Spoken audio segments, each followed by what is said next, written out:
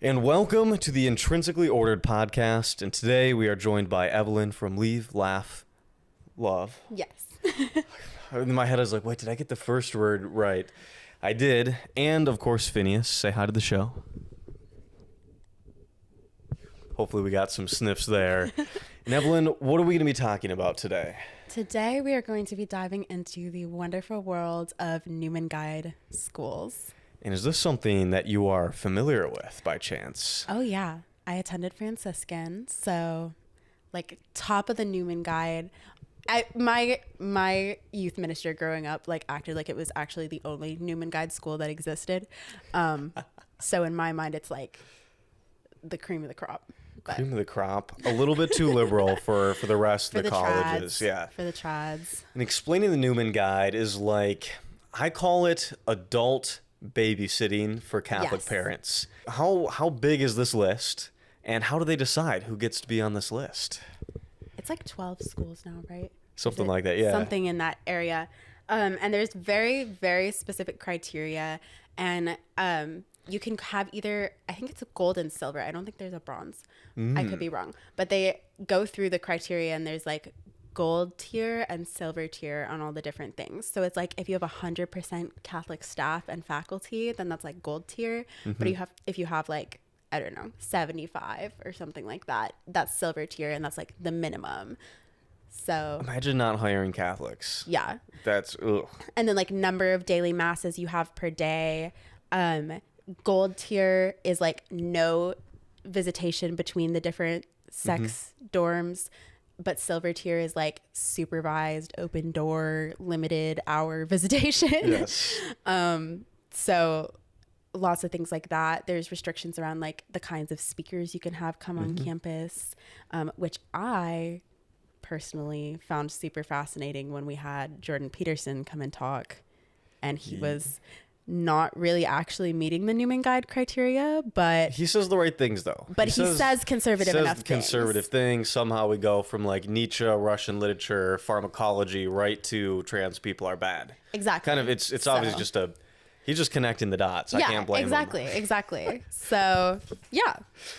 And so a lot of people are going to be familiar with, let's say, the Harrison Butker, and these are people that have never seen the outside Catholic world, and they see Harrison go like, why don't you just step aside, Evelyn? Like, just step back into the home, step aside, be a woman, and my life be won't Catholic. begin. My life won't begin until I'm married and have children. Obviously.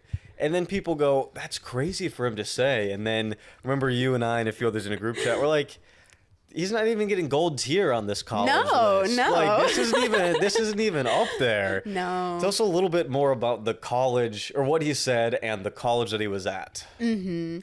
Yeah, so I was not shocked. I honestly, the shocking part of it to me was the media picking it up and being like surprised about it, I guess, because I was like, this is very mild for a Newman Guide commencement speech. I mean, we had Lila Rose come and do like a commencement speech at Franciscan one year, which like for the people who maybe don't know anything about her, she's like a really wild, far right-wing anti-abortion activist. I call her like a professional bullet biter, because anytime you're like, wow, if you really took the pro-life position seriously, you'd say that 12-year-olds who are victims of assault have to carry babies to term. And she was like, and like smiles about it. Like, isn't it amazing? We're actually, and I saw a podcast one time that she was like, all these kids these days, these teenagers are depressed and anxious because they don't have kids.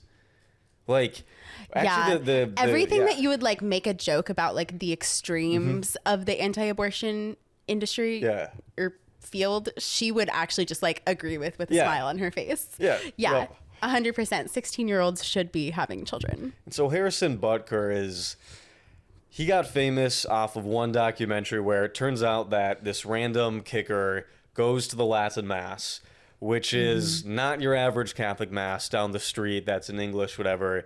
It's all in Latin, straight out like the 15th century. And these groups, the Latin's not the problem. Like, Latin's kind of boring when you think about it. But it's a sign of this much more conservative strain within the church that's kind of at war with the mainstream church.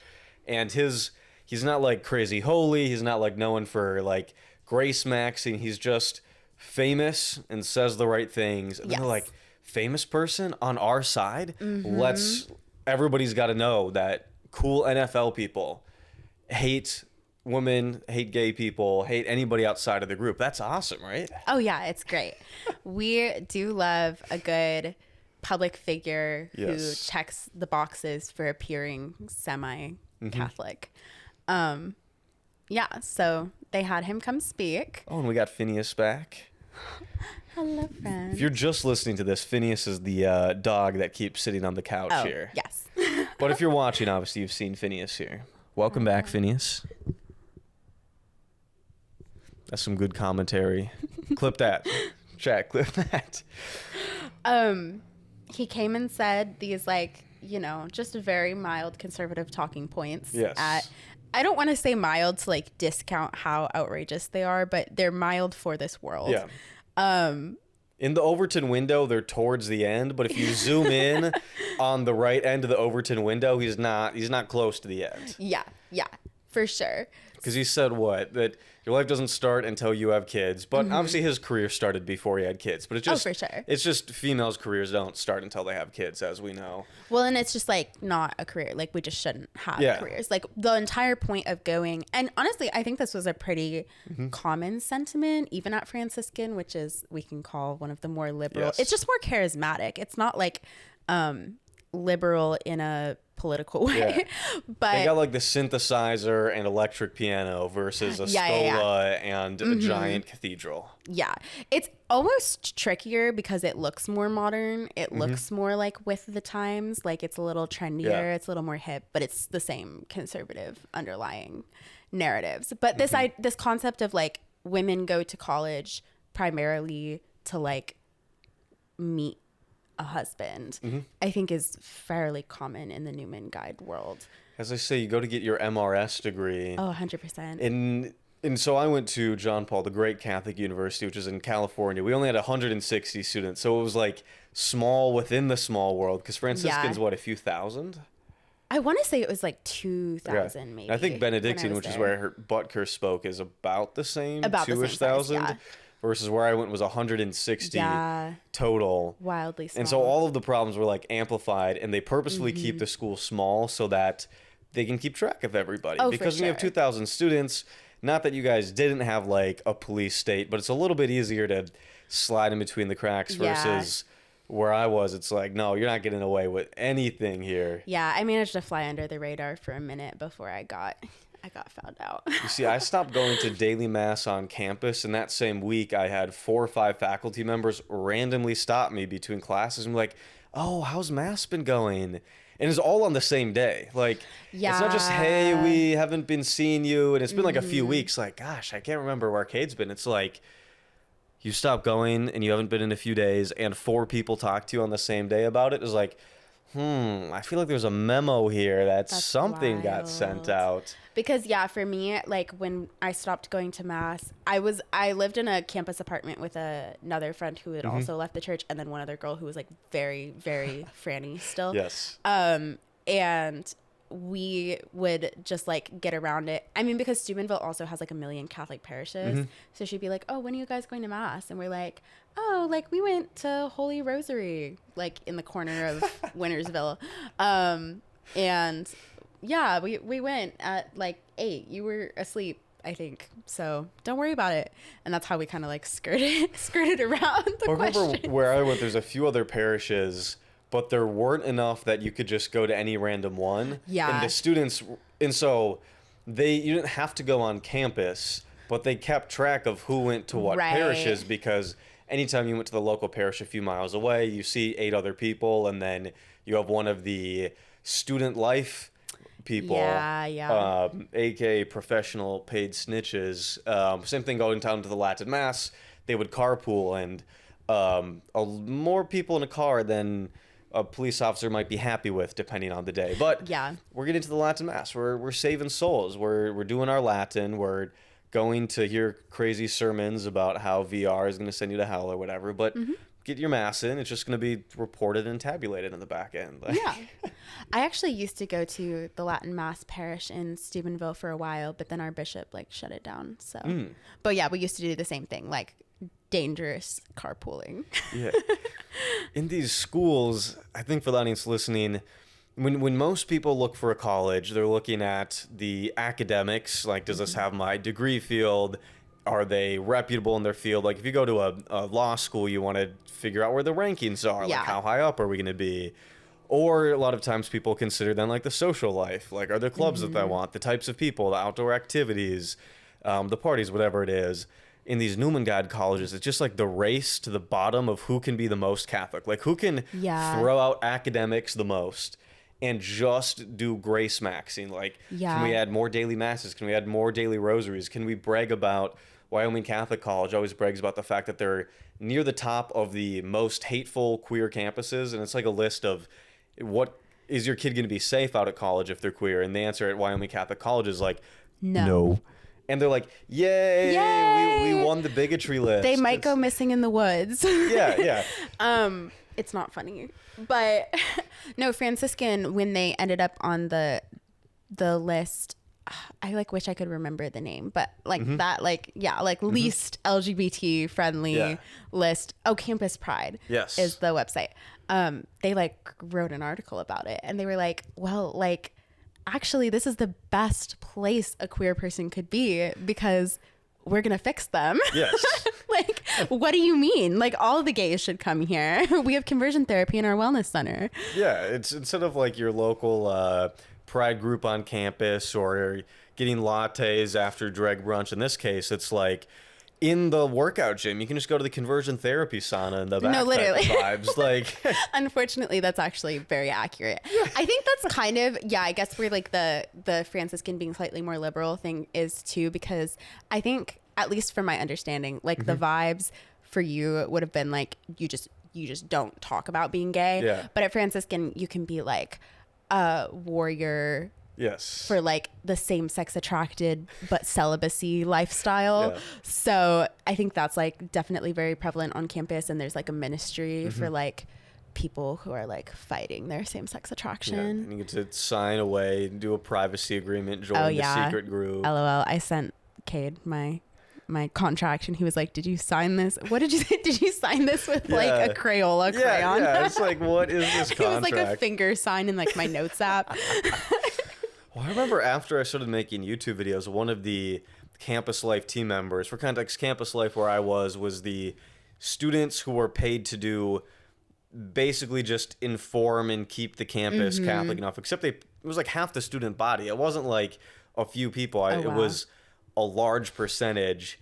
And I remember after I started making YouTube videos, somebody found it and she's like, oh, you could be gay on campus. And I was like, that's interesting. She's like, yeah, you could be open about your same-sex attraction. I was like, that's not the same thing.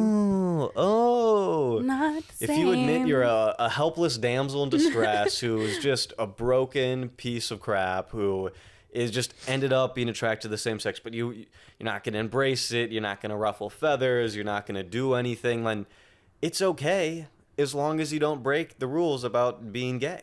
Oh, yeah, for sure. You can just be broken. Like, you can be a pathetic piece of shit, like, on your own time, as long as you allow the church to kind of lord over you. Oh, for sure. I think, too, there's just, like, this narrative overall that, like, gay, especially in the Catholic world of this all, that, like, gay men exist, but, like, lesbians just, like, aren't real. Yeah, no. So there's also like that fun. We're actually grace maxing because you're not lusting after men. Oh, 100%. Like you are just. What are you talking about? Like you are blessed and highly favored for not wanting to sleep with men. Yeah, it's quite helpful. But then, guys, also looking at men, not it. The other weird thing about these schools is that like I went to They claim to be a film school. I found it more like they're kind of LARPing the idea of film school. Oh, yeah. Right? They're not, because their faculty have to like fit into this tiny narrow box. And even their two major film professors aren't Catholic because you can't find people that are traditional Catholics in Hollywood that have a stable career doing good work. And so they imported these Protestant, but like not really Protestant. They're more just like, I'm not all the way Catholic, but I'm not going to say anything else. Right. Who had careers, but two professors for an entire school. Right. And it's just the quality of the education was like, for film schools was like and most people Yeah. don't even go to work in the field. It's more like little Johnny grew up, he watched movies, even though they're kind of like the devil's work, and the TV is how the devil gets into your house. But like little Johnny wants to go to film school. We kind of let him play film school, and then he either goes and works for the school or he goes and works as a theology professor. Like there's very few people that actually work in the industry after graduating from a specifically film and art school. Yeah, I think that's kind of the interesting distinction, because a lot of people, and they are like trying to expand their programs now and like get like more variety in there, but a lot of people go to Franciscan for like youth ministry and catechetics degree, and they actually, like what you were saying with like the film school, but they're not really like that good at film. It's like Franciscan actually is really good at catechetics. Like they have like their like Steubenville conferences with all of like is it like manipulating like the emotions of 12-year-olds? Yes, like that's how I ended up at cult leader 101 and 201 and 301 and 400 level how to be a cult leader. But they're really good at recruiting people to their cults. So like they're actually kind of good at like what they're selling. Yep. So they do specialize in that. Apparently they like just built an engineering building now that's like all cool and like decked out. So they're trying to like, you know, you need to have some degrees for like the men to like make good money for their like, you know, wife and 12 kids. So they're trying to kind of branch out into that world too. But yeah. But the academics always come second. Not all of these schools have bad academics. They've been trying to develop them, but first and foremost, it's about heaven. Like you would rather be poor and go to heaven than be rich and go to hell. And so a lot of these schools, they start small. Everything's just grace maxing who can be the holiest, who can have the highest stats on like who can be S tier on the doing the right Catholic things. And then they're like, wait, we have to like do education. So over time, Benedictine and Franciscan and some of these other schools are starting to like get there. So they're not inherently bad, but it's a secondary matter. Okay, this is what I would say about that too, though, is I think it kind of depends on like the field of like the field of study for like how bad it gets. Because like, for example, like an engineering program, like it's just not going to clash with like Catholic morality that much. But after I went into Franciscan to do catechetics and theology, and then I like left the church. So that wasn't working out so well for me. Oops. So I switched to human development and family studies. And I mean, just think about a Newman Guide school, like doing a degree that says family studies in it. Every girl's there to like get her MRS, which like low key I still was. But anyway, that is where like when you get into like psychology and social work type classes. History. Social studies, government and law classes philosophy. I took there.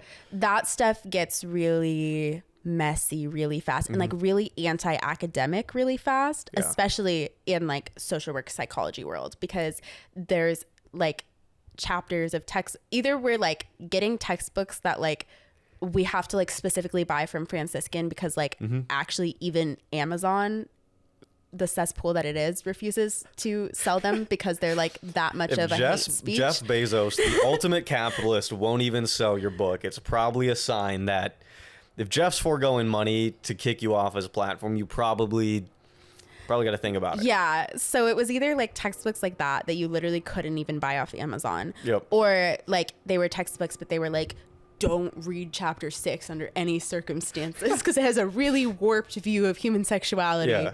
So yeah, super fun, super academic, super like intellectually honest. Well, same thing with like the philosophy departments at all of these schools. They're always, the amount of times they mention Thomas Aquinas is proportional to how traditional they are. Yeah. Or even within kind of the conservative realm, how traditional they are from this philosopher. And they're like, we have this philosophy program, except you go to a secular university, you're gonna survey all of the philosophers. You're gonna have faculty that disagrees. You're gonna be able to write papers that are actually arguing between different faculty members. You're gonna be able to go into your own field of study in philosophy.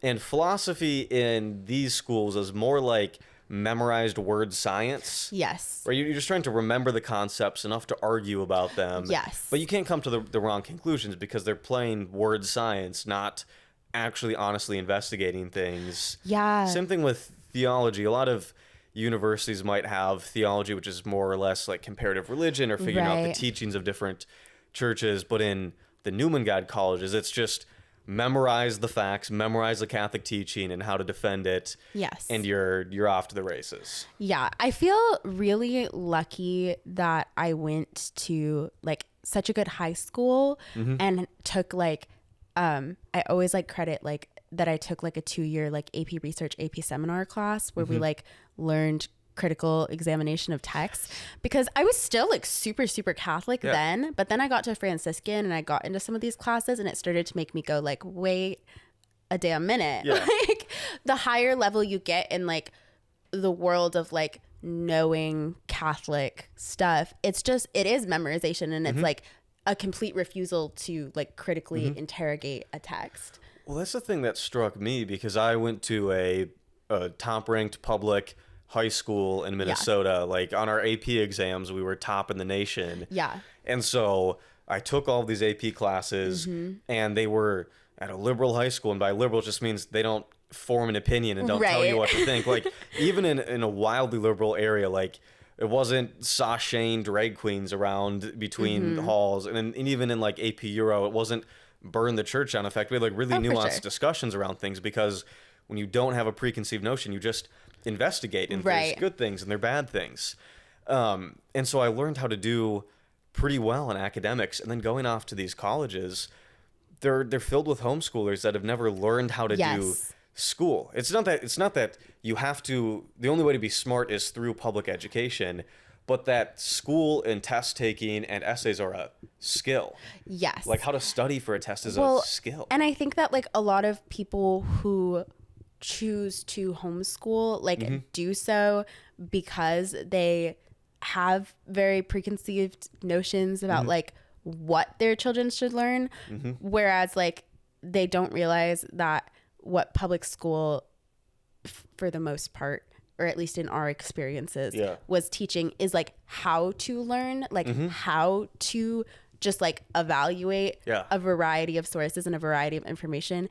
And you and I were just texting about this the other day, because we both get comments of like, oh, just say you just went to like a liberal college and that's what like radicalized you. And we're like, no, like it was opposite. It was the furthest possible thing from that. It was just that we like had a smidge of outside context of how to like evaluate information. Well, I remember in one of the law classes that I did, one of the professors was convinced that I was cheating because I got like a 97% on the final on media law, and it was maybe taught at the level of like a 9th grade honors like civics class, and the next highest score was like 43%. And everybody was like, how did you do so well? And I'm like, you just have to memorize the things. And then it was an essay type of finish, and after having done so many DBQs and LAQs for AP classes, like doing an essay final isn't that hard. No. And I just studied the night before, and I wasn't even like super smart at my own public high school. I just knew how to study for tests, and all these homeschoolers had never learned how to do school and how to study. They would either start studying right at the start of the term for the final like months later, or they'd study the night before. It was like school. I don't want to like throw homeschooling under the bus or anything like that, because I think there can be like a variety of ways that takes place. But I think in the context of the kinds of people who like homeschool and then send their children to a Newman Guide school, it is precisely this whole like virtue babysitting thing. And so they're not going to go out of their way to teach people how to critically think. And I think that like the tricky thing too is just like they use so many words that are just like not what those words mean, because I think in like conservative speak, they love to talk about like critical thinking, but their concept of critical thinking is like using Google to like find a study with like a sample size of 20 people that like confirms their perspective. And they're like, do your research, vaccines cause autism. And it's like, okay, I'm not saying like you didn't find a study that came to that conclusion, but that's not the academic consensus. And that's like not how we use information to like draw conclusions. And they also see the point of education, and I always talk about enlightening the mind and inculcating virtue. And so their key success metric is, are you more Catholic and do you say the right talking points first? Yes. And it doesn't mean that you can't learn how to do algebra or calculus or whatever. It just means that first it's can you say the right things, and then it's can you think about the non-related fields. Yeah. Like they're not exactly having long debates in history classes about the nuances of either the Reformation or talking about abolition and Reconstruction in the U.S. Yeah. It's just memorize the narrative. 100%. I had a philosophy professor at Franciscan once who said something. No, actually, it wasn't my philosophy professor. He had a speaker come into our class, but he was talking about how when you're like investigating the questions you have around the faith, you have to approach it from the perspective of a explorer and not a warrior. So you're like, you're not, if you're approaching your questions in a way where you're like seeking to tear the belief down, then like that's not how you should be doing it. Like you should be like trying to figure out like why the church teaches that. And at the time I was like, write that down. That down. But now I'm just like, oh, that's not, no, like that's not actually like critically evaluating a belief. As they say, you can ask questions, you just have to accept the answers to them. 100%. And I got a comment after I'd done a debate, and somebody's like, it seemed like you were trying to prove the other guy wrong. And I was like, yeah, low key. That's the point. He's like, well, I like on this other channel, he just interviews people and they get to share their ideas. And I was like, I'm not doing therapy with somebody who thinks I shouldn't be able to get married. Like, this isn't, right. I'm not a psychologist. This isn't, I'm not interested to like, that's interesting. Like, that's a good point. Explore wow. why you feel that way. Tell me more. It's just like, it's difficult when people want to talk about things hypothetically that are not hypotheticals. I took this class, what was this one called?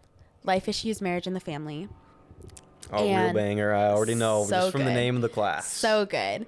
And this one was already after I was like fully dating my girlfriend of 2 years now.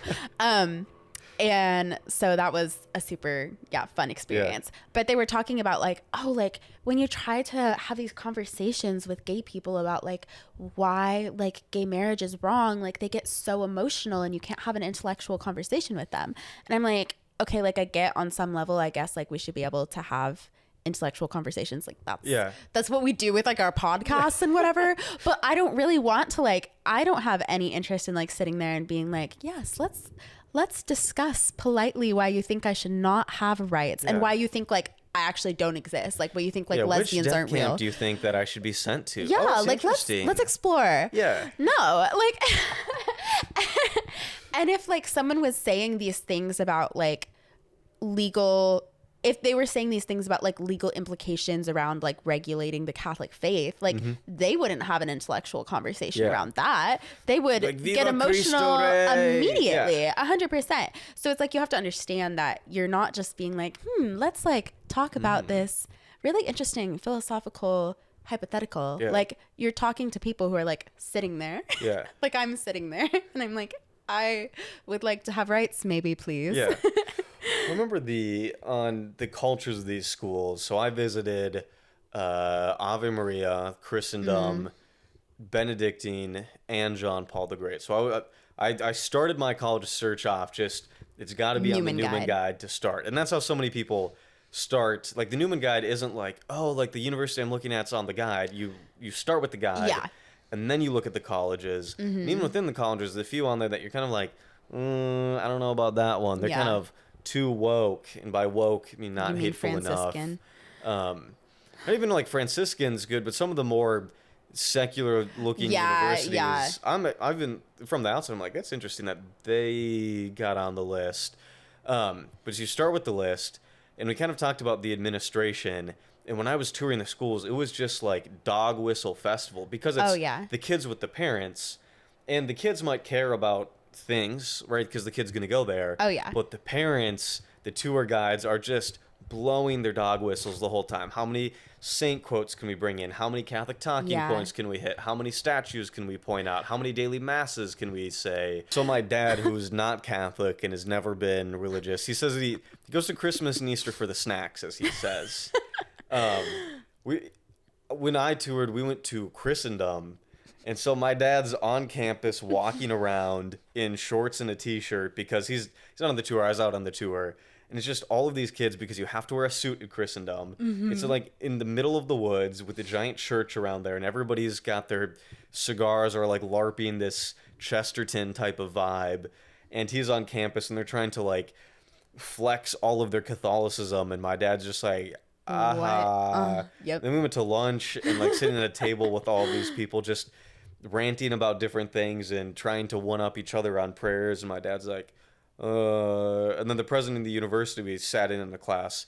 Also, they have such small faculties that like the administrators are also the teachers, and the teachers are also kind of the administrators. There's not like a ton of structure, and we're sitting on this class that first they were Irish or dancing, and then they were doing something about history, and we're just in this large room, and this is all during COVID, and people are just like, not that my parents cared about COVID a ton, but it's just like everybody's just smushed in a giant room, like 80 of them, and you're even for people that like weren't big fans of the lockdown, my dad was like, what? What's happening? Yeah. I remember like the tour guide said something to my mom where she was like, I don't even know what you're saying. And then we like had like a one-on-one meeting with like, I don't know, maybe a financial aid person or something like that. And my mom was like asking questions, and then like the lady said something about like 33 days to morning glory, and my mom just like stared at her with like the blankest stare. But I do think that it really is catered towards parents in a lot of ways. They expect parents to mostly be the ones who are like so excited about it. I think Franciscan gets like a slightly different niche sometimes because they have the youth conferences and like and that so that was more my convert funnel. heavy. Yeah, it definitely Franciscan. is. It definitely is. Versus where I went as somebody who I didn't convert. I mean, I was raised super liberal Catholic and took the faith for my own. So a convert. I went off to John Paul the Great, and it's very few converts. It's almost all homeschoolers, and so it was this weird culture shock where I was like, it wasn't zealous, apologetic style, terminally online converts. It was people raised in it that are kind of they weren't too enthusiastic about the whole Catholic thing because they were raised in it. Oh yeah. And not that they weren't Catholic, they were like one of my friends, he was Catholic and went to mass all the time. Like, it was in line with church teaching, but he didn't like all these zealous converts because he's like, you don't know what it's like to be raised with 7 siblings. Oh yeah. In Tradland, in Tradistan. It's different when you're a convert, like gung ho. It's another thing when you're raised in it. That's so real because the convert zeal, as people say, is so real. And I love when I read like the Reddit threads of people like theorizing about my deconstruction, and they're like, well, she had so much convert zeal and she just like took it too far, and that's like why it fell apart. And I was like, or I was a lesbian, but okay. One of the two. But yeah, I think there is a very big difference between like the lived experience of like actually growing up in it, because I think that like people get fucked up in a lot of ways when like they're like parentified because they're like the oldest of like 12 children.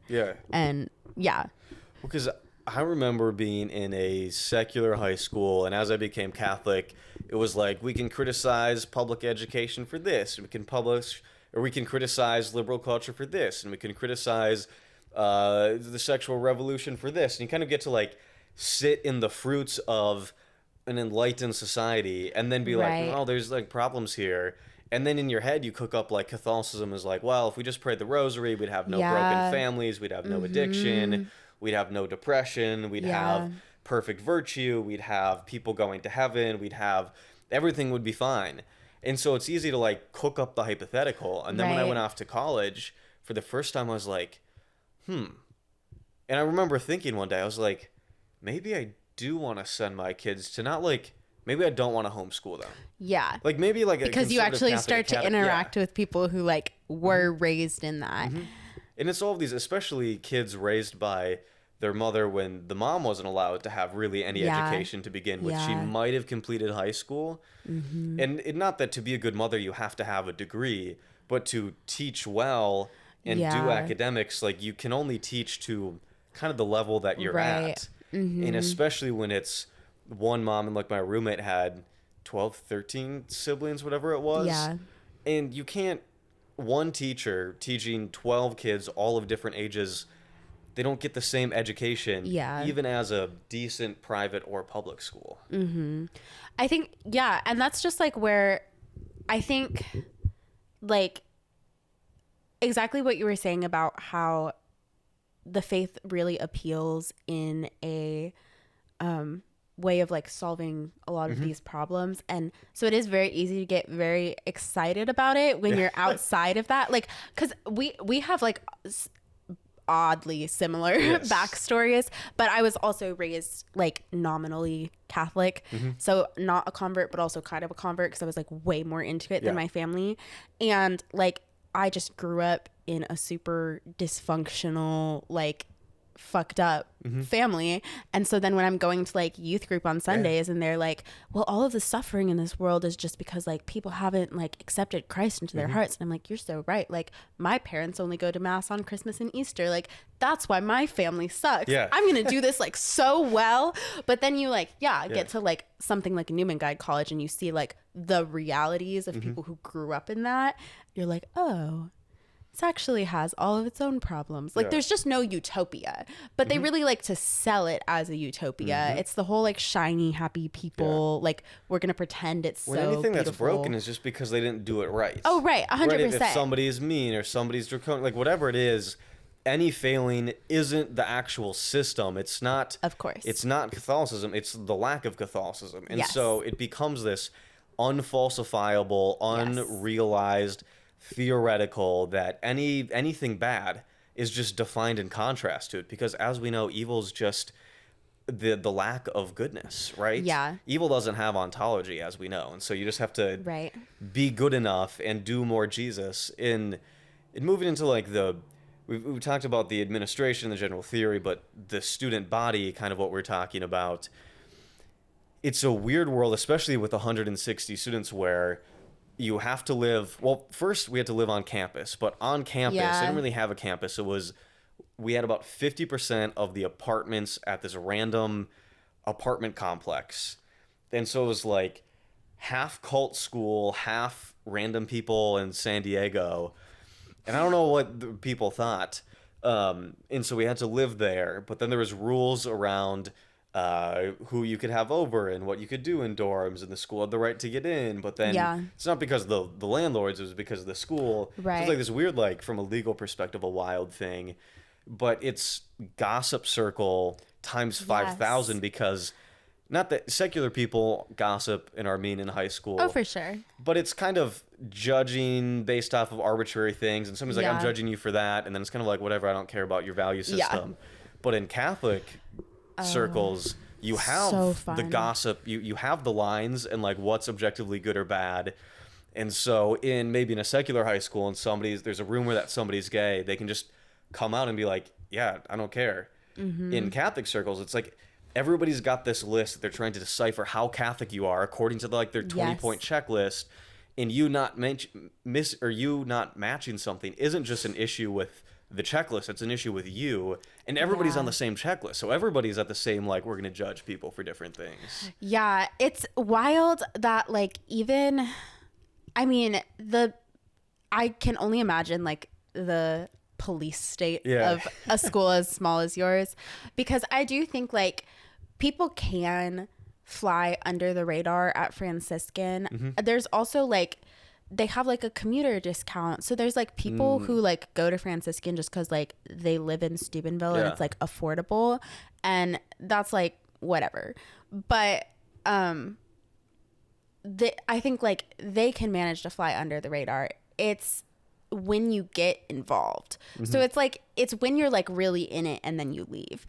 That's like where it gets like tricky for you, like as far as Franciscan goes, because it's like if I had never gotten like so like deeply into like the inner circle of it, I just like I kind of could have probably like coasted. But because I went and I like joined a household and I signed a covenant with like 30 other girls that are like now like monitoring every single aspect of my life, which also is like that was kind of the entire appeal of implementing the household. I think Franciscan is the first Newman guide school that had the household system. And then now like other schools have modeled after it. So it's like Ave Maria, I know, has it. I want to say Benedictine maybe has it.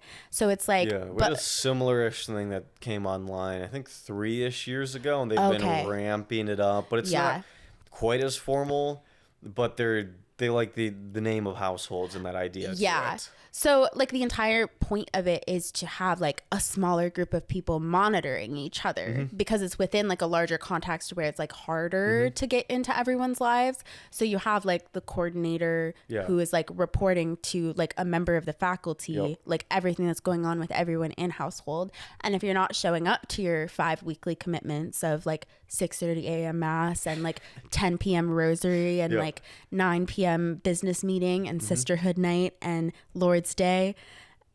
God, I loved my time in household. Like I did, but like you are showing up like 5 days a week to interact with a bunch of other people who are essentially like reporting on your life back to administration. Well, I remember even before I went out to university, we had a group chat with incoming students, and it turns out halfway through we realized that there was a student in there who had collaborated with a faculty member to put the whole thing together and was reporting back. It's like, so even before showing up, they were already trying to figure things out. Yeah. And some girl, I don't even know how she got in, was like already talking about her crystals and stuff, and then the whole group chat turned on her, and like this is a wild thing. So there were people out of the 160 that weren't big into Catholicism, so there's probably like 5 or 6 people that were there, and like the school didn't really touch them with the 10-foot stick. And part of the thing with these universities from like a legal perspective is they can't just kick you out for not going to mass, but like I remember with students always told the story, so these are rumors, I'm not making claims here, but the students would talk allegedly. Allegedly, there was a younger black gay man who'd gone to the school and was essentially bullied out of it and egged on, not like curb stomping him, physically harming, but like essentially just pushing him out of all social circles to kind of force him off. Because on paperwork, you can't officially, depending on the state, just be like, they didn't go to mass enough, but you can make somebody's life miserable by shaming them. And in doing this weird, in secular schools, if your friends are having problems or whatever it is, you kind of help them and get them resources, and the school's not seen as this like supreme arbiter of goodness that can therapize people. But in these Catholic universities, if you don't go to mass, it's actually like on your soul, and so I need to report it to the school because they're gonna come and save you from yourself. Or if you're starting to smoke or do whatever, or I'm gonna help you by reporting on you. And so the police state isn't like, it's not supposed to be helping people. Yeah, you're just helping people. It is supposed to be seen as like concern, because I do know like a girl who lived on my wing, so like hallway, like a group of like 10 rooms. My freshman year, like I knew her roommate, and she was like, I'm gonna go to the RA because like I found that she has a vibrator. No. And it was like deep concern for her soul. Like it was like genuine like horror. Because the anecdote or the antidote to any problem ever is more Jesus. And the school has Jesus. And so it doesn't matter how big or how small or what type of problem, whether perceived or actual, somebody's having. The answer is just more prayer, more Catholicism. And so it's just seen as like, I'm just helping you by you had somebody over in your dorm that you shouldn't have. You're going to go. And I remember, once again, this is alleged, but there was a student who got pregnant and was essentially what students reported or talked about in the rumor circles was that just like, oh, it would look bad to have a pregnant unmarried student on campus. Like, that would be scandalous, because a baby outside of marriage, that's terrible. Like, we have to shame that. And not just like, hey, let's get resources, because being a single parent is hard, but claim like, to be pro-life. the problem is other people are going to see it. Not that she's going to be in a tough position. The problem is that other people are going to be in a tough position by seeing her. Oh yeah, 100%. And I mean, like, that's the world of like scandal within Catholicism is so wild, because it's supposedly everything's about like you and your own soul and your own like journey to heaven, but also then you and your own soul and your own relationship with God is like constantly like at risk of like impacting other people's faith lives. So it's like if you're stumbling and we all have to watch it, that's like hurting us now too. Well, that's the apologetic on sins that don't affect anybody else. They're like, well, no sin can just affect you. It affects the whole body of Christ. Yes. And you're like, how? And they're just like, it's just, you're going to be like meaner to somebody because you read an inappropriate novel, or you're just going to like say something bad because you were scrolling on Instagram too long. Like somehow it's going to harm you, and then you're going to like act out on other people, and it's going to be this butterfly effect, all because of something that's not anybody else's business. Right. I didn't get through that whole like debate but not debate apparently thing with Joe. Yeah. But I was starting to watch it the other day, and when he was saying like towards the beginning that sin isn't sin because it's like arbitrary, outwardly imposed, like sin is sin because it like hurts you. That's just like I was just sitting there like, okay, just like say you've never had a close personal relationship with a gay person ever, because I do not know anyone whose life has been worse for coming out. And that's not to say that like, oh my God, I actually went through the worst, like probably the darkest 6 months of my whole entire life right after I got like kicked out of Franciscan, lost all of my friends, had to move cross country, had to start school over. Like, that's not to say like that wasn't really fucking hard, but I'm so glad that like this is where I'm at in my life now, instead of like married with 2 kids. I'm 22 years old.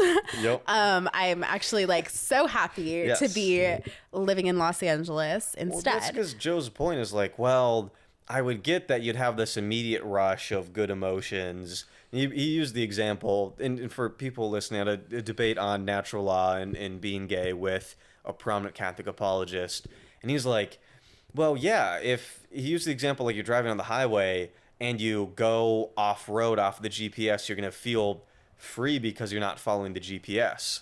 But, like, over time, like, it's going to hurt you in a way that even you don't realize. But it's because the devil's trying to trick you. Like, it's unfalsifiable. But also that example presupposes that off-roading in Moab, Utah is not preferable to road tripping through Iowa cornfields. Yeah. As if, like, the only way to be happy is road tripping in the Midwest as opposed to off-roading. Like, cool, we can use the example and be like, yeah, off-roading is fun and way more fun than being on the fucking highway somewhere. And I mean, I think it's just like, I don't know, my brain always like tries to like theorize what's going on inside of these people's heads. So it's like, okay, like maybe to you it seems like, oh, like gay sex could be like whatever, but then it would be like kind of icky, and it's like, yeah, that's because you're straight, and that's how I feel about heterosexual sex. So like, you know, I just understand that you can't conceptualize like what's going on in a different person's brain, like the same way you can't like sit there and be like, oh, I know how my wife feels about like X, Y, and Z. Like you're, or with hobbies, people have different hobbies, and people come to me with hobbies that you're like, that doesn't sound fun, boring as hell. But then you're like, but this person enjoys it. It's not ruining their lives. It's not ruining other people's lives. And they love it. And you're like, cool. Great. Right? Like you love hiking. I don't love hiking. Like, it's just like, that's okay. That's chill. And so it's just like, I can't really understand the logic of like, oh, it's just like ruining your life in like a way you can't see it. And that is the other thing. It's like something you said to me once, you were talking about how you can like testimony your way into it, but you can't testimony your way out of it. It's just like, if you feel good emotions, then it's only like, if you feel good emotions, it's of God if it's in line with what the church teaches. But if you feel good emotions and it's not in line with the church teaches, it's a trick from Satan. So it's like there's a little like gnat in my face. Fruit fly. It's not a real like no. You're just like, oh, you're ruining your life. Oh, like you just don't understand. It's just a trick from Satan. But like based on what? Like, we're just throwing words around. Well, that's where Joe in our debate, he was like, religious couples report sexual higher satisfaction, and you're like, So then if you're admitting that into the discussion, I should be able to use that stat for, turns out the sexual satisfaction of lavender marriages is non-existent. and then he's like, oh, in gay couples raising kids, like sometimes it's harmful to the kids. And you're like, and so is having 12 kids on 1 or 0 incomes. Like, so can we admit harm or not harm? And then when I was like, so if we look at the studies, they say this. And he's like, well, it's because those are intrinsic evils, so we can't even admit those. It's like, okay, so we presuppose the framework for what we're going to allow, and then we can cite utilitarian grounds. And then I was like, oh, look, there's more pros than cons. He's like, well, that's an Enlightenment utilitarian view of the world. I'm like, but you made the case because you're appealing to higher sexual satisfaction and lower STD rates and whatever. So it's like, do we look at human flourishing or do we not? That's just where it gets into the grounds. And this is what I was butting heads with so much towards the end of my time at Franciscan, is that you are not able to have an intellectually honest conversation with someone whose first principle is just whatever the Catholic Church teaches, because they can, go about things that almost look like they're reasonable, but then as soon as you push back on that with their same logic, they just will swerve into another field. Oh my gosh, my life issues, marriage, and the family professor, her and I are not best friends. No, I was kind of her worst nightmare. I'm so sorry, Dr. Savage. Anyway, she was posing these studies from a book called Making Gay Okay, which all of these studies, the book was published before gay marriage was... the rat abortion doctor? Or is that... Oh, no. Different I one? hate the rat abortion doctor, though. I actually just found that document in my notes app the other day, and it was I had it saved from my statistics class. Dr. Samut did this study. He's at Franciscan. He did this study about how they, got a bunch of rats pregnant, and they gave, half of them abortions. And then they were like, see, the rats that we gave abortions got sad. Therefore, abortion affects your emotional state. And it was I can come up with 50 ways to say, it's just studies prove what was studied. So it's okay, you performed a medical procedure on 50% of rats, and those 50% of rats got sad. But that has nothing to do, that proves that. That doesn't prove anything about human abortion. Well, and the same thing on rapid onset gender dysphoria studies, which are, turns out that they went to a website that was a support group for parents that already thought that their kids had this. They weren't even talking to kids. And so more accurately titled, that study should be, parents who think their child have rapid onset gender dysphoria think that their child has rapid onset gender dysphoria, is really what that headline means. Yeah. Not, hey, we talked to a bunch of kids and we tracked them over time, and then we survey them at the top of the month, and then it turns out 1 month all of the kids were trans. That's not the study. It was parents reported and psychologized their kids with a new made-up medical term. Out of a support group that made up the medical terms. Y'all doing some amazing science. You have to understand when you're looking at statistics, what the statistics present. And so my professor was presenting these studies from this book called Making Gay Okay. The book was published before the legalization of same-sex marriage in the United States. I think it was published in maybe 2011 or 2012. So therefore, all of the studies that are contained in that book predate the legalization of same-sex marriage in the United States. And then she's referencing these statistics about poor outcomes of children of same-sex parents. But it's they weren't even able to be legally married. You're not comparing apples to apples. We're looking at studies from, first of all, so long ago, where we have more recent... 2000, 2002. Yes. So it's you have to be able to control for social pressure. You have to be able to control for married versus non-married parents. You have to be able to control for the fact that a lot of same-sex parents in that context would be a man and a woman had been married, and then they had kids, and then they got divorced, and then it's lesbians who have children of divorce from another family, and that's a whole different emotional, mental then they cite these, game. and then you cite the newer research, and they're like, well, we can't admit that into the discussion Yes. because we already know the fact that, like, we can't allow this to begin with. And then you're like, so you're just proof texting, Right. essentially, with studies. You're not actually reading them. You come to the conclusion, and then you only allow the ones that help your side because they Yes. show your side, and they show your side because you already assumed your side before you Yes. looked at the data. Yes. And so when I was arguing with her about the validity of these studies, she was like, well, send me these like newer studies you're talking about. So I emailed them to her after class. She like actually was making like a really big deal about it. And so I emailed them to her after class. There was like one study that was longitudinal data from the Netherlands where same-sex marriage had been legal for way longer and there was less like social pressure. And also like when you're looking at a longitudinal study, it like follows them over time versus like a cross-sectional study that just looks at one like point in time. And so it's considered, and it had a huge sample size. Yeah. So it's like, this is like way better in just like every single way that a study can be structured than these things you're referencing. And there was some other study that like had a sample size of like 11 gay men in New York City too. I was just like, hello. But so I email her this and she forwards it to I think his name's Dr. Paul Sullins at Catholic University of America. He's like a priest who's done a bunch of research on Ruth why. Institute? I think so, yeah.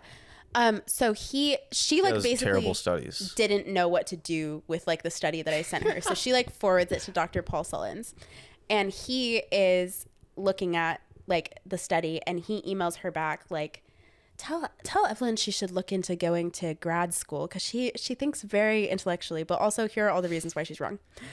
And she like printed this out. I still have all these papers. She printed out like his emails and like handed them to me. And basically he included a bunch of his own like research he's conducted on the subject.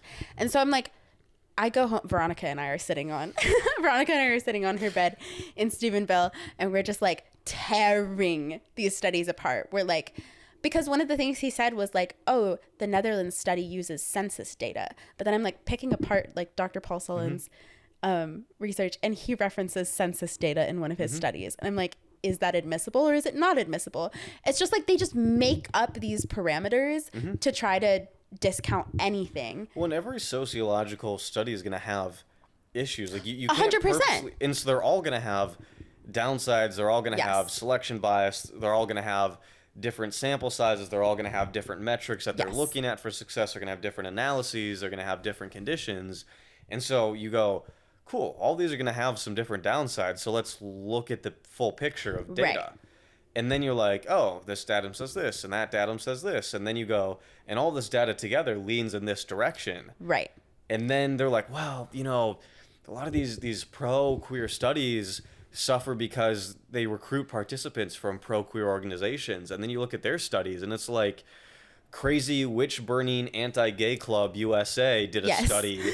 And it turns out all 8 of the people that already hate all gay people said that they hate all gay people. And you're like, great. Yes, I'm That's glad. Excellent data. Like, yes, 100%. I'm with you on that. Like, any study is going to have gaps. Any study is going to have like further questions you could pose that where you're like, oh, like I wonder if we controlled for this, or I wonder if we controlled for that. And that's like how research works. Like that's how we like move through the world and like continue to understand data. That's also the purpose of like meta-analysis, where you just look at like the broad like consensus over the more recent research that's been done.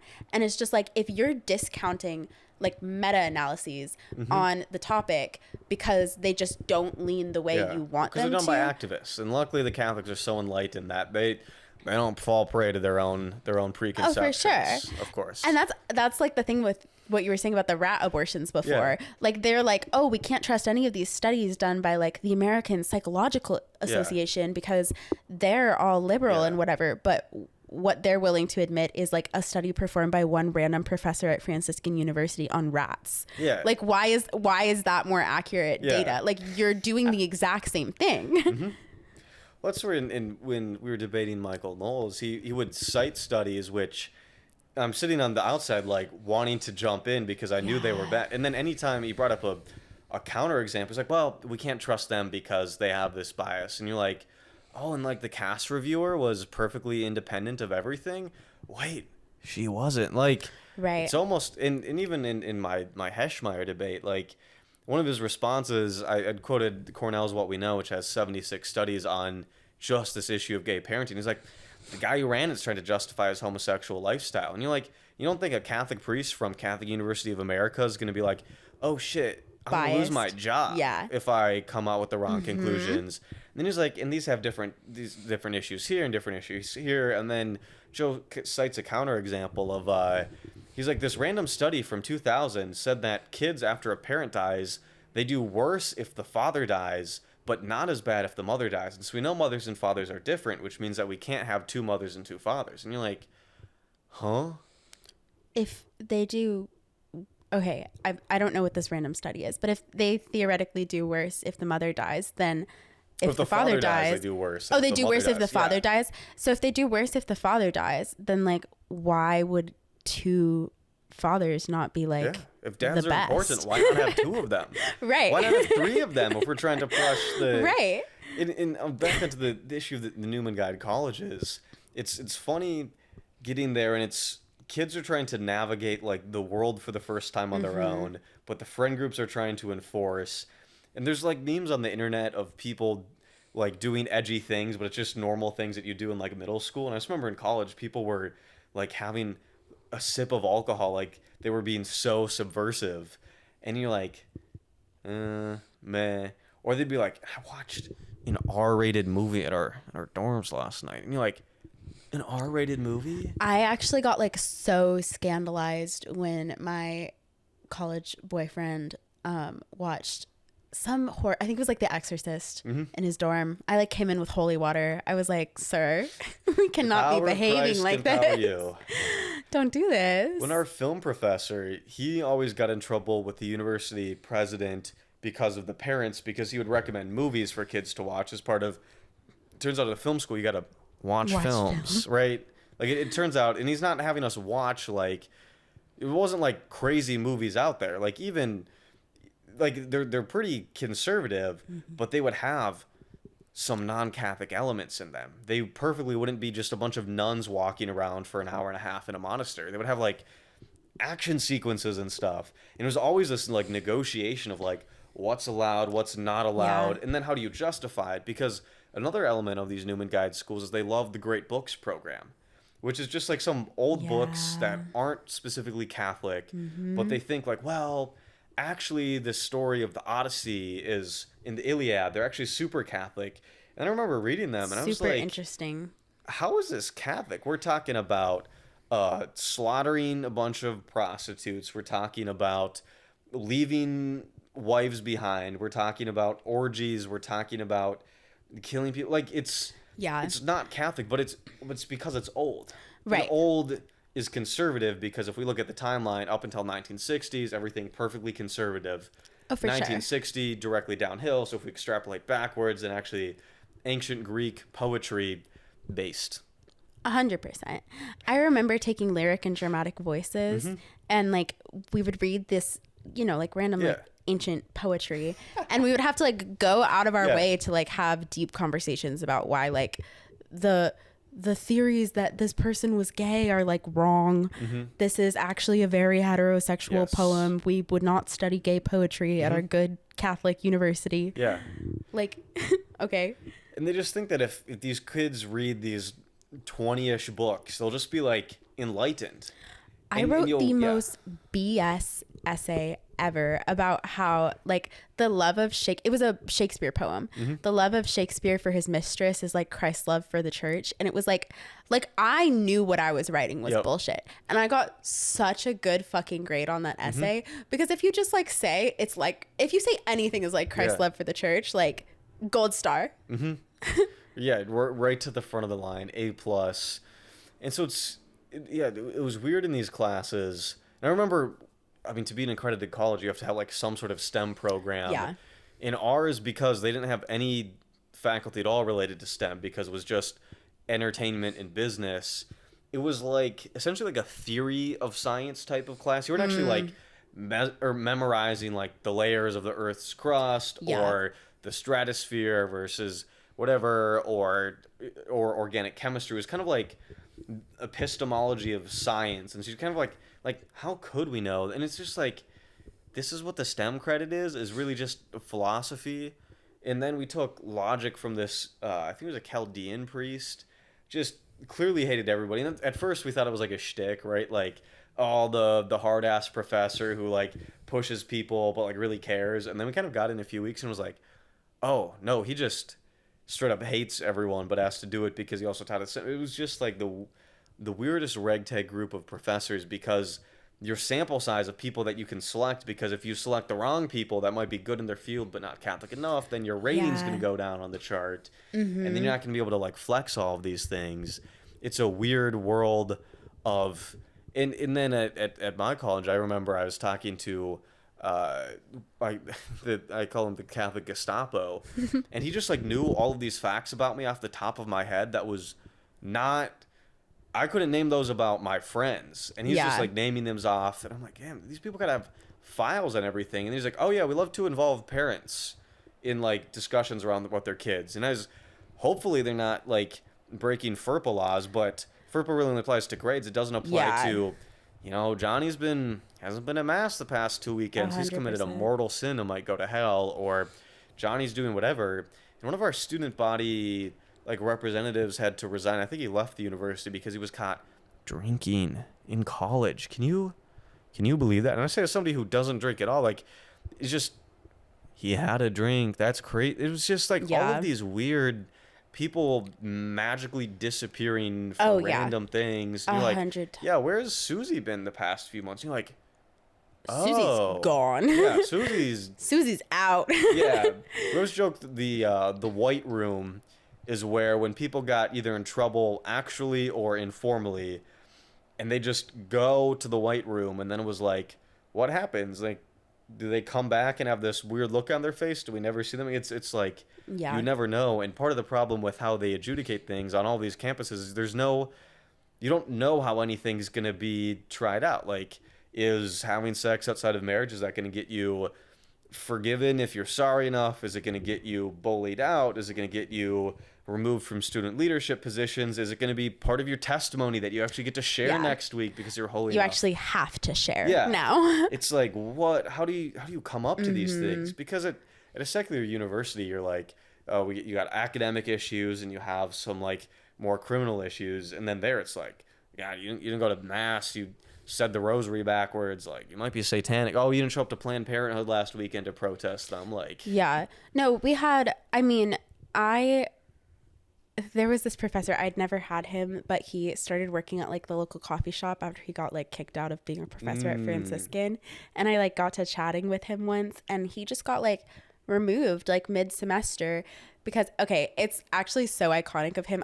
Veronica and I want to have him on the Leave Off Love podcast sometime. But he got really tired of all of these like really sheltered homeschooled frannies, and he'd been like teaching there for like a minute, and he was just like over it.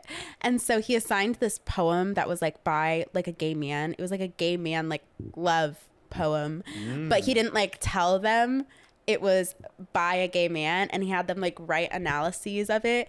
And then he was like, yeah, so actually that was like about a gay lover, and everyone been like comparing it to like the love of Christ First Church once again, and everyone been like, this is such like deep like profound love. And then he was like, yeah, and it was actually like a man wrote that about a man, and they were like scandalized, like losing their minds. And then they were just like, I don't understand why gay people can't just like follow what the church teaches. And he like came up to the like front of the class, and he was like, how would you feel if like the church told you tomorrow that like straight marriage, like just all marriage was done? Like, how would you feel about that? Like, would you subscribe to the church? And like he was gone the next day. Like, he was out of there. Like, he was so far gone. But I think he snapped. Honestly, I would have snapped at some point. But yeah, no, it's just like, you say something out of line like that, like you're never seen or heard from again.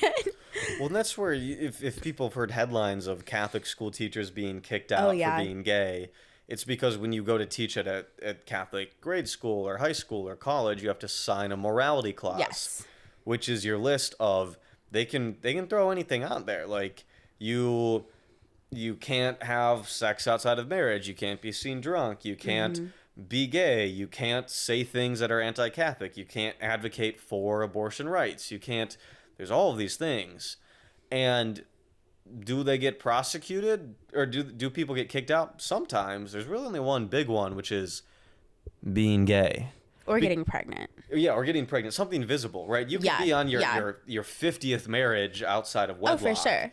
And you're fine, because students would see a photo of you and your 50th wife and then just assume it's your first. But you and a man, or if it's a female teacher with another female, even though they've been married their whole lives and adopt all of the kids from foster care, it's like, might cause them to scandal. Mm-hmm.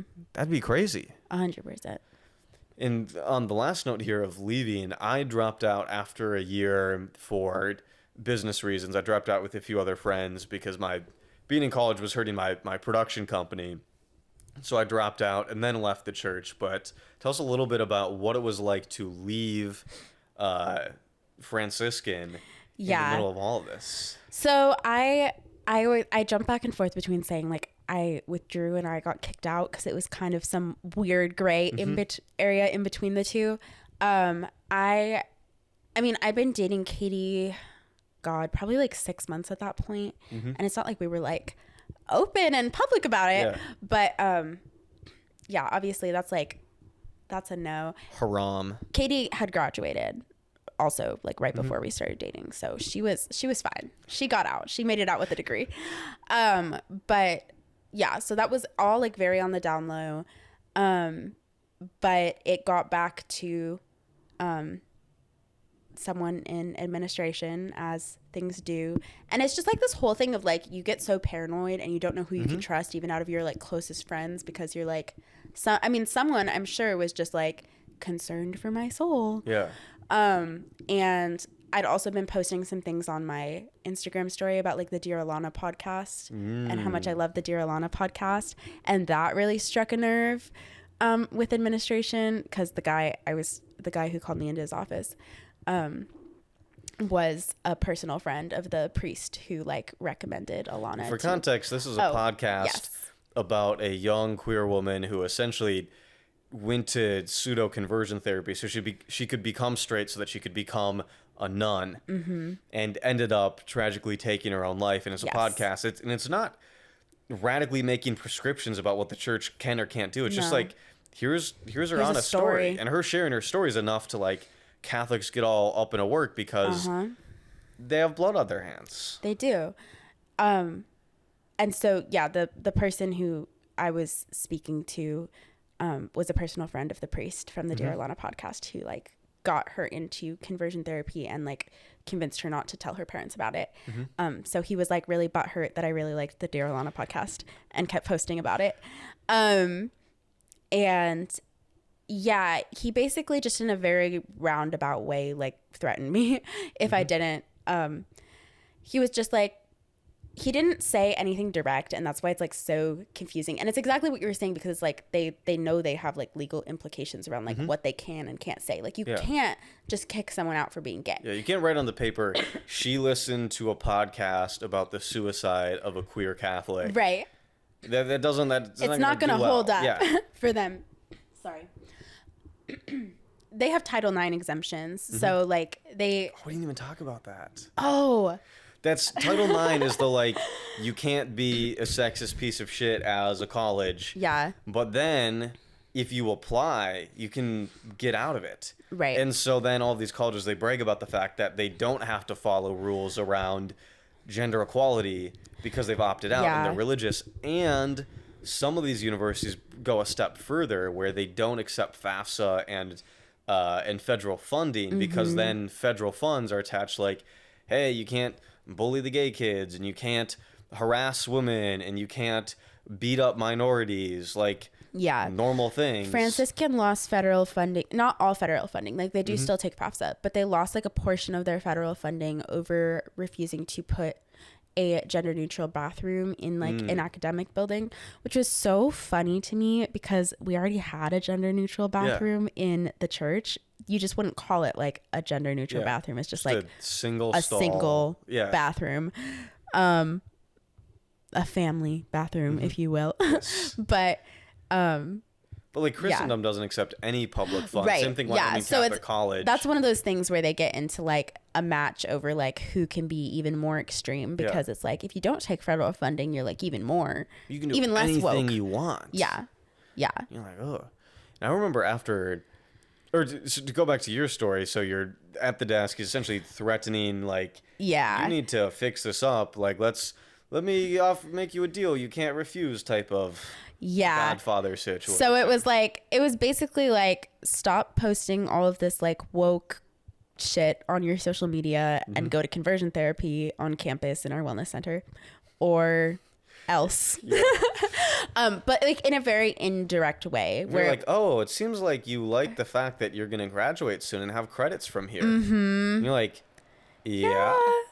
Like, so it was fall semester of my senior year, and I just was like, okay, I will leave then, I guess. Yeah. And I withdrew like two days later, maybe. So yeah, it was just like, it was a weird thing. It was a weird thing to try to like explain to my family, who, for not being super, super Catholic, are still not super, super affirming. And so, yeah. So. Enlightened centrists. Look at your family being enlightened centrists. Oh, yes. We can hate both that. people that love each other and people that don't, that hate each other. You know? It's so great. Yeah. So, unprincipled. Amazing. Yeah, it was great. I lost like nearly every single friendship that I had, lost a lot of relationships with like family members, and just like got plunged into the void of like, it was just one of those things where like Veronica got so much shit because she wasn't like open about her like doubts about the church at that time, really, like publicly, and she got so much shit for spending any time with me, because like, how dare you like threaten your soul like that, like by being around someone like that who's in this like gay relationship, and like she just had to like drop out of school and like. Well, I remember after I left, I was a year from when I dropped out, or a little close to a year, or a little over a year between the time I dropped out and then came out publicly. And I got this call from 18 months after leaving the university from this guy after it came out. He's like, as I called him, the Catholic Gestapo, and he's like, how come you didn't tell me that you were gay? And I was like, why the fuck would I tell you I'm gay? Why would you think that I would want to tell you that? And he's like, oh, you could have told us you experienced it. I was like, even if you said the Catholic thing, you proved yourself as somebody who had the wildest fucking beliefs about you can't hold hands before marriage. You can't do anything even within marriage. It's just like the weirdest it's just stuff. like, it puts you under this crazy lens of scrutiny of every behavior. If you say you experience same-sex attraction and you're like gonna stay Catholic, like even though you're doing what they want you to do, like even though you're like doing everything right, it still like makes you this pariah and this outsider. And they're looking at your friends, and then they're asking your roommates, did you know that he or you? And I was like, when your roommates are homeschool Catholics that have never seen the outside world, like, do you think they're gonna have a nuanced take about how the fact that their roommate experiences same-sex attraction? Like,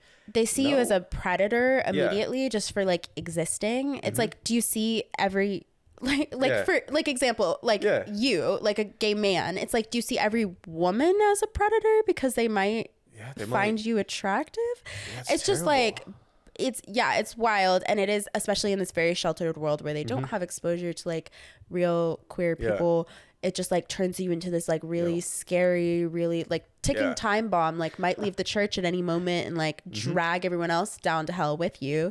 So it's not something I'd like comfortably love to talk about, even in that space of like wrestling with it. And I remember then after I came out publicly, apparently that same night after I posted, all of the students got on like informal calls with each other to like, the gossip circle still after leaving a year and a half later still existed, and like people were all calling each other up or all across the country over the kid who hasn't been to university in a year and a half came out publicly scandal. And there's a few people that reached out that were super nice, and by and large it was just like another black strike to never talk to anybody again. It was the weirdest.